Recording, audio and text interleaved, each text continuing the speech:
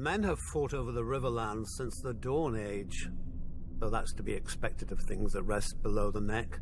Doesn't help that the Riverlands are between everything and everything else. The Westerland's gold, the Reach's grain, the Vale's rock, and the North's snow?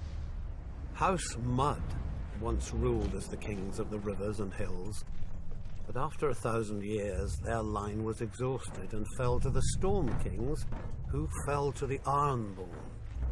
I suppose after years of drowning at sea, our rivers look pretty attractive to that race of pirates and rapers. Never mind that their monstrous castle, Harrenhal, was too large to staff and garrison. It turned out the Ironborn wouldn't be there long enough to bother. Aegon Targaryen landed to our south, and, as had many before him, liked the look of the Riverlands. My ancestor Edmund Tully led the desertion of Riverlords to his cause, and was rewarded by getting to watch King Harren burn in his own tower. Unfortunately, that's not all Edmund got.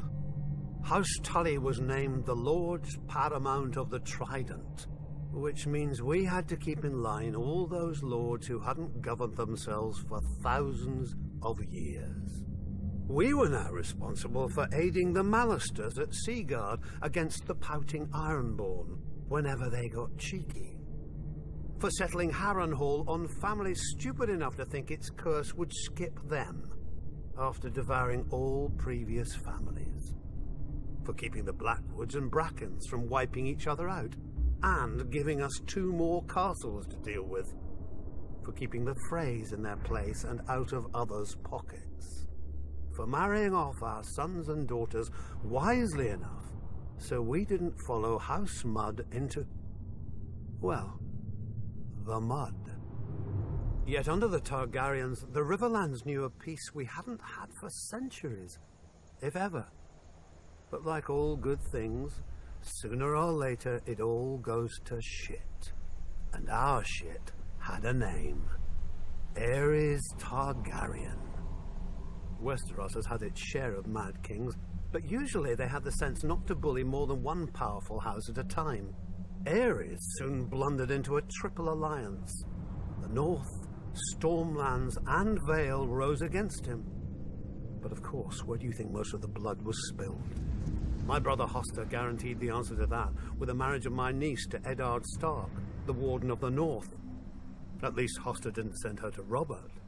So, the Riverlands joined the war against the Mad King, and it was on one of our rivers that Prince Rhaegar died, sealing the fate of his dynasty.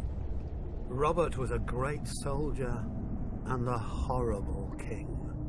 Drinking and whoring are their own brand of madness when you sit on a throne that everybody wants. He died, and another war started. Again the armies marched. Again the Riverlands burned.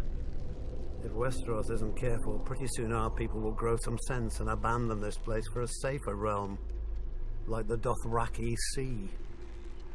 I joke, of course.